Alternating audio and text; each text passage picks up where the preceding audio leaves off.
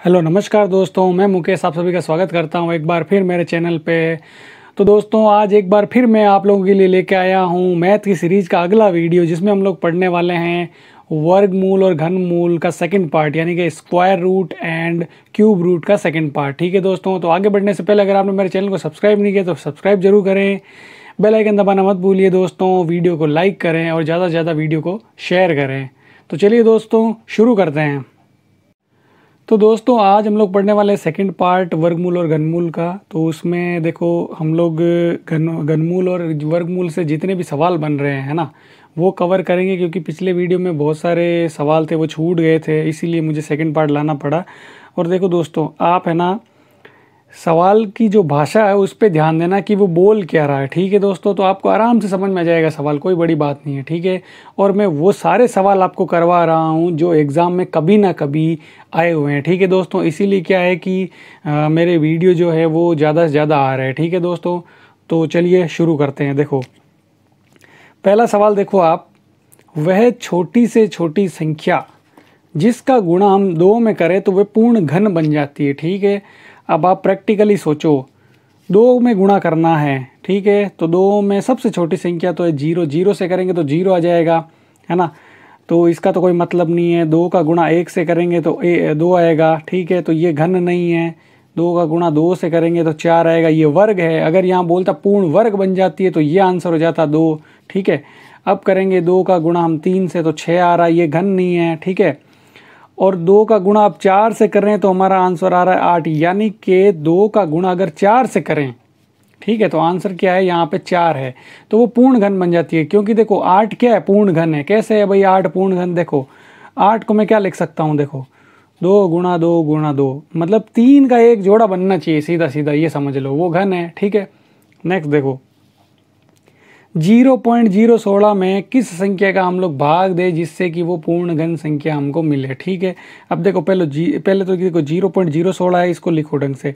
मैं क्या करूँगा, 16 लिखूँगा और ये पॉइंट हटा दूंगा। जब मैं पॉइंट हटाऊंगा तो पॉइंट के बाद कितने अंक है, देखो 1 2 3, यानी कि 3 जीरो वाली संख्या 1000 नीचे आ जाएगी। अब नीचे तो क्या देखो, यहाँ पे ये पूर्ण घन है ऑलरेडी, लेकिन ऊपर नहीं है। ऊपर क्या है, 16 है। 16 को मैं क्या लिख सकता हूँ दोस्तों, 16 गुणा सॉरी इसको मैं लिख सकता हूँ 8 गुणा 2/1000। अब इसका मतलब क्या है दोस्तों, देखो 8 एक पूर्ण घन है और 1000 एक पूर्ण घन है, तो इसका मतलब एक्स्ट्रा क्या आ रहा है, 2 आ रहा है। इस 2 को मुझे हटाना है दोस्तों, तो मैं यहाँ पे क्या करूँगा, भाग दूंगा 2 का, है ना। तो 2 का अगर मैं भाग दूँ तो क्या हो सकता है, यहाँ पे ये पूर्ण घन बन सकता है ना यहाँ, क्योंकि यहाँ जब मैं 2 का भाग दूंगा इनमें तो ये 2 से 2 कट जाएगा, तो 8/1000। ठीक है, 8 2 का घन है। ठीक है, अगर मैं इसको घन निकालता हूँ तो देखो इसका 2 बाहर निकलेगा, इसका 10 बाहर निकलेगा, 0.2 यहाँ पे आपका आंसर आ जाएगा। तो कहने का मतलब क्या है कि इसके अंदर अगर मैं 2 का भाग दे दूँ तो आपको क्या है, पूर्ण घन संख्या मिल जाएगी। ठीक है दोस्तों, नेक्स्ट क्वेश्चन देखते हैं। देखो नेक्स्ट बोल रहा है भाई, जो 24/27 है, इसमें किस छोटी से छोटी संख्या का हम लोग भाग दे कि वो पूर्ण घन संख्या मिल जाए। अब देखो 24/27 में यहाँ लिख रहा हूँ। ठीक है, अब 27 तो पूर्ण घन है ऑलरेडी। 27 को मैं क्या लिख सकता हूँ भाई, 3 गुणा 3 गुणा 3, है ना। तो ये तो जोड़ा बन रहा है 3 का। और 24 क्या है, देखो दोस्तों 24 जो है, देखो ये है 2 गुणा 2 दूनी 4, 4 दूनी 8 दिया 24। देखो ध्यान से देखो आप, ये एक जोड़ा बन गया, ये एक जोड़ा बन गया। मतलब अगर ये 3 मैं हटा दूं, है ना, तो ये क्या बन सकती है, पूर्ण घन बन सकती है। लेकिन ये 3 हटेगा कैसे, 3 का मैं भाग दूंगा तभी हटेगी ये। ठीक है, यानी कि यहाँ नीचे एक और 3 होगा इसके भाग में, तो वो 3 से 3 कट जाएगा, तो फिर क्या बचेगा, यहाँ बचेगा 8। ठीक है, और नीचे बचेगा ये 3 3 9 3 27। ठीक है, यहाँ बचेगा 27। ठीक है दोस्तों, तो एक तरह से कहने का मतलब ये है कि अगर मैं यहाँ पे भाग दूँ 3 से, ठीक है, 3 से अगर मैं भाग दूँ, आंसर 3 है आपका, तो यहाँ पे क्या हो सकता है, ये पूर्ण घन बन सकता है। ठीक है ना, क्योंकि देखो 24/27, ये मैंने 3 का भाग दिया, ये आगे ऊपर 3 8 24, यानी कि 8/27 जो कि पूर्ण घन है, चेक कर सकते हो।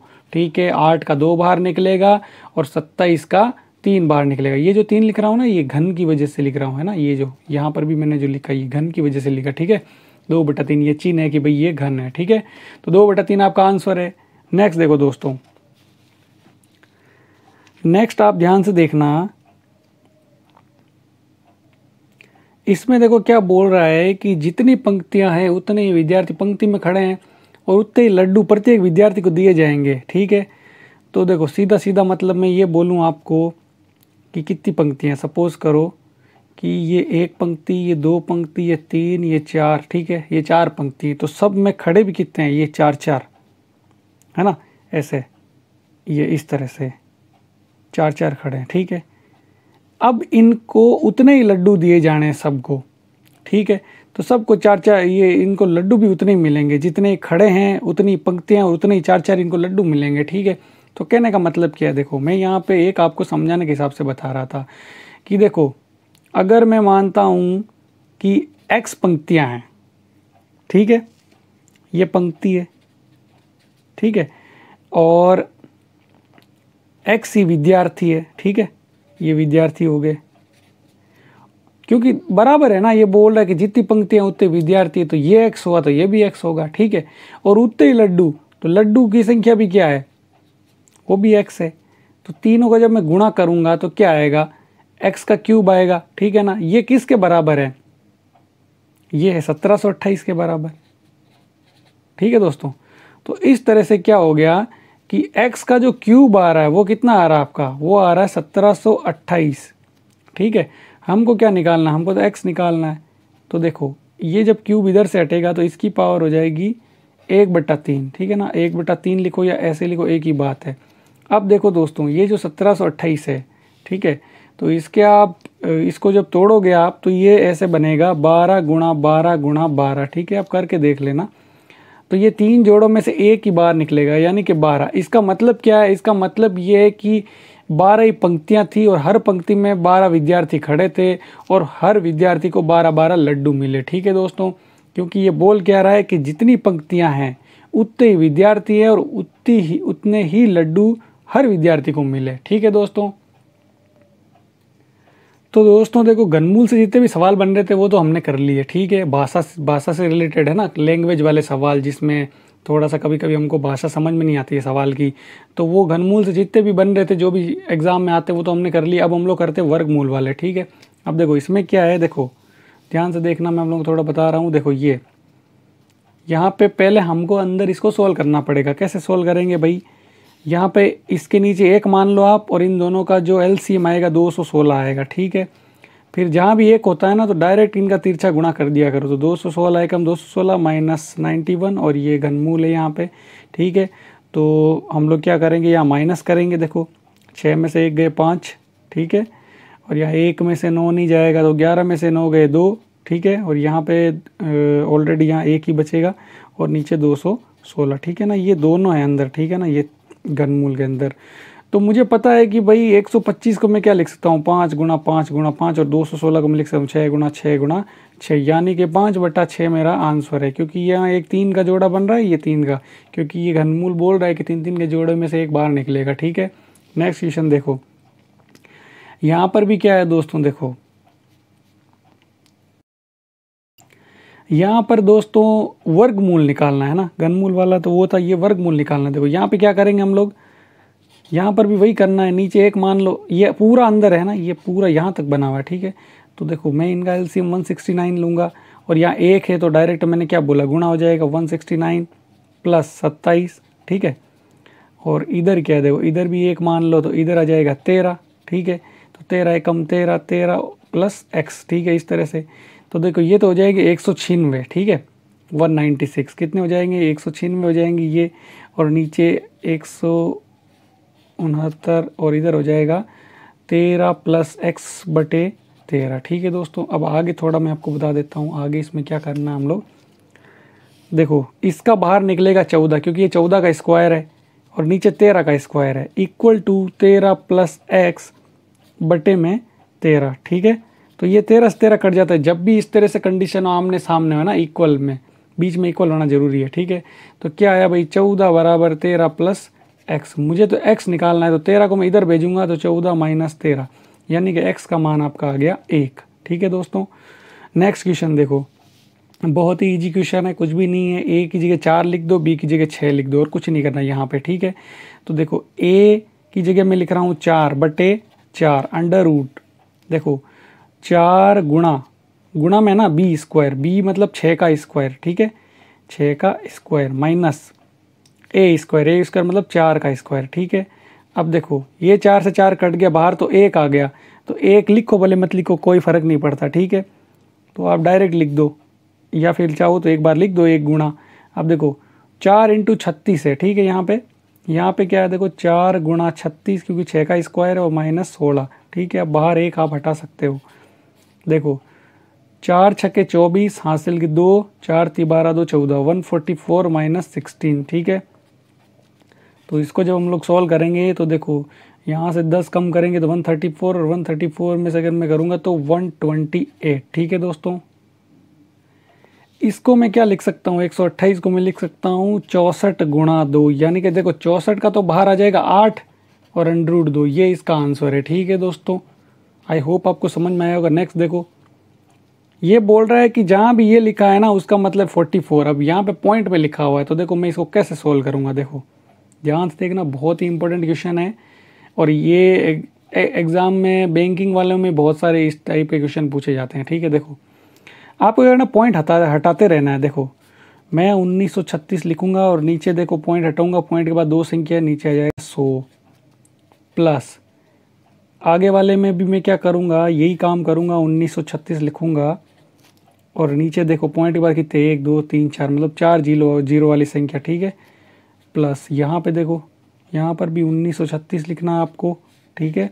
और नीचे कितने आएंगे, पॉइंट के बाद गिनो 1 2 3 4 5 6 आएंगे, ठीक है, 2 3 4 5 6, ठीक है। और एक बार याद रखना, यहाँ पे घनमूल या वर्गमूल निकाल रहे हैं हम, तो देखो 1936 का तो क्या आएगा बाहर 44 आएगा, और 100 का कितना आएगा, 100 का आएगा 10, ठीक है। प्लस यहाँ पर भी 44 ही आएगा, और यहाँ देखो इनका कितना आ जाएगा, 2 2 जीरो के जोड़े बनाओगे यहाँ 100 आएगा, ठीक है। प्लस यहाँ देखो 1936 का 44 आएगा, नीचे देखो 2 4 6 यानी कि 1 2 3 यानी कि 3 जीरो वाली संख्या आएगी, ठीक है। तो यहाँ पर तो आपका क्या आएगा, देखो ये तो आपका आएगा 4.4, ठीक है, क्योंकि पॉइंट के बाद, और यहाँ पे आएगा 0.44, ठीक है, और ये आ जाएगा आपका 0.044, क्योंकि पॉइंट के बाद 3 अंक आने चाहिए, 3 जीरो है ना नीचे, इसलिए, ठीक है। अब इनको तीनों को जोड़ लेते हैं, कितना आएगा, देखो इनको जो हम लोग जोड़ेंगे, देखो 4.4 0.44 और 0.044, ठीक है। तो जब जोड़ेंगे तो ये आपका आएगा 4.884, ठीक है। तो ये आपका आंसर है। एक बार देखो जोड़ में आप ध्यान से वापस चेक कर लेना, मैं जल्दी करवा रहा हूँ आपको। अब बात करते हैं, देखो दोस्तों, जो संख्या वाले जो भाषा वाले सवाल है, लैंग्वेज वाले, मैंने पहले बोला था आपको ऐसे सवाल बहुत आते हैं और इसी में ही स्टूडेंट बहुत ज़्यादा कंफ्यूज होता है, ठीक है। अब थोड़ा ध्यान से देखो, ये बोल रहा है कि वह छोटी से छोटी संख्या क्या घटाऊं मैं 1038 में से कि वो पूर्ण वर्ग बन जाए। तो पहले तो आपको पता होना चाहिए कि 1038 का पूर्ण वर्ग होगा क्या, ठीक है। तो पिछले वीडियो में मैंने आपको बताया था कि कैसे निकालते हैं हम लोग। तो देखो क्या करो, कुछ मत करो, लिखो 1038, बनाओ इसके जोड़े, ठीक है। वही हम लोग भाग विधि से करेंगे। तो देखो 10 से ज़्यादा नहीं होना चाहिए, यानी कि 3 × 3 3 का स्क्वायर 9 माइनस यहाँ 1 बच गया, है ना। इधर ऊपर में भागफल भी लिख लेना आप लोग, ठीक है, क्योंकि पहले हमने 3 से किया यानी कि 3 आ गया, ठीक है। अब देखो 138, 3 और 3 6। अब देखो 2 से करूँगा तो 2 से ही करूँगा, 3 से करते ही ज़्यादा हो जाएगा, क्योंकि देखो 3 से करूँगा तो 3 3 9 3 6 18 ज़्यादा हो जाएगा, मतलब 2 से ही करूँगा, यानी कि 2 दूनी 4 और 2 छके 12, यानी कि मैं इसमें से क्या माइनस, अभी माइनस होगा यहाँ पे 8 - 4 4, ये हो गया 1, यानी कि यहाँ पे अगर मैं 14 घटा दूँ, ठीक है, तो ये जो वैल्यू है, यानी वो ये जो वैल्यू है ये एक पूर्ण वर्ग प्राप्त होता है। देखो 138 में मैं 14 अगर घटाऊंगा तो कितना बचेगा, यहाँ पे ये बचेगा आपका, देखो ये हो गया 4, ये 2, ये 1024, और ये आपको पता है 1024 पूर्ण वर्ग होता है, ठीक है। और पूर्ण वर्ग किसका होगा, ये 32 का, ठीक है ना, हमने यहाँ पे 32 का निकाला है। नेक्स्ट देखो, वह छोटी छोटी संख्या जिसे 24 से गुणा करूँ तो एक पूर्ण वर्ग प्राप्त होता है। तो भाई देखो 24 के पहले आप अभाज्य गुणनखंड निकालो। 24 क्या दे रहा है, देखो 2 दूनी 4 दूनी 8 तिया 24। अब देखो ये पूर्ण वर्ग बोल रहा है ना, तो एक जोड़ा ये बन गया। अब कम क्या पड़ रहा है, एक तो 2 कम पड़ रहा है, एक 3 कम पड़ रहा है, तो यानी कि एक मैं 2 से गुणा करूँगा और एक मैं 3 से गुणा करूँगा, यानी कि 6 से गुणा करूँगा। ठीक है, तो एक तरह से ये बोल सकते हैं कि अभी देखो जोड़ा बन जाएगा। कैसे बनेगा, इन दोनों का ये बन गया और इन दोनों का ये बन गया। ठीक है, तो यानी कि मैं अगर 24 को 6 से गुणा करूँ तो एक पूर्ण वर्ग बनता है। वो संख्या देखो, आंसर तो आपका यहाँ पे 6 है। ठीक है ना, आंसर क्या है 6। अब चेक कर लेते, देखो 6 चौके 24 हासिल की दो, 6 दूनी 12 दो 14 और 144 हमको पता है कि 12 का वर्ग होता है। ठीक है दोस्तों, नेक्स्ट देखो, नेक्स्ट बोल रहा है कि 3 4 5 6 8 से पूरी तरह विभाजित हो ऐसी छोटी छोटी संख्या बताओ, वो पूर्ण वर्ग भी होनी चाहिए। ध्यान देना, इन सब का भाग भी जाना चाहिए और पूर्ण वर्ग भी होना चाहिए। तो देखो पहले तो हम एलसीएम निकाल लेते हैं इनका। तो ठीक है, एलसीएम निकालते हैं 3 4 5 6 8। ठीक है, तो सबसे पहले हम लोग भाग देंगे, देखो 3 का।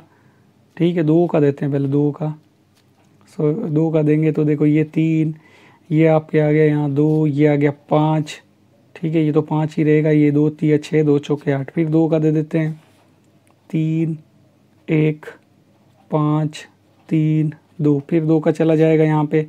ठीक है, तो यहाँ पे देखो ये 3 1 5 3 1। ठीक है, अब आगे और भाग दे देते हैं, तो 3 का देंगे, 3 का देंगे तो यहाँ क्या आएगा, आगे बता देता हूँ, 1 आएगा, यहाँ तो 5 ही रहेगा, 3 एकम 3 और 1। अब दे देते हैं 5 का। ठीक है, तो 1 कोमा 1 कोमा 1 कोमा 1, यानी कि 5 का। अब देखो गुणनखंड क्या है भाई, गुणनखंड आप क्या है 2 गुणा 2 गुणा 2 गुणा 3 गुणा 5। देखो अगर मैं इसको सीधा सीधा गुणा करता हूँ तो मुझे पता है कि भाई ये 120 आ रहा है। ठीक है ना, 5 3 15 15 2 30 30 2 साढ़े 120। लेकिन 120 में भाग तो जा रहा है इनका, लेकिन 120 पूर्ण वर्ग नहीं है। अब पूर्ण वर्ग बनाने के लिए हम जोड़े बनाएंगे। देखो ये 2, अब देखो क्या क्या कम पड़ रहा है, इसको जोड़ा बनाने के लिए एक 2 चाहिए, इसको भी जोड़ा बनाने के लिए एक 3 चाहिए और इसको चाहिए 5, यानी कि हमको कुल कितना चाहिए 2 3 6 6 5 30। ठीक है, यानी कि इस संख्या को अगर मैं 30 से गुणा करूंगा, यानी कि 120 गुणा 30, तब जाके मुझे एक पूर्ण वर्ग मिलेगा। तो 0 और 0 2 0 उतार लो, 12 36, यानी कि 3600, और ये पूर्ण वर्ग है। ठीक है दोस्तों, तो आई होप आपको ये समझ में आया होगा। नेक्स्ट क्वेश्चन देखो,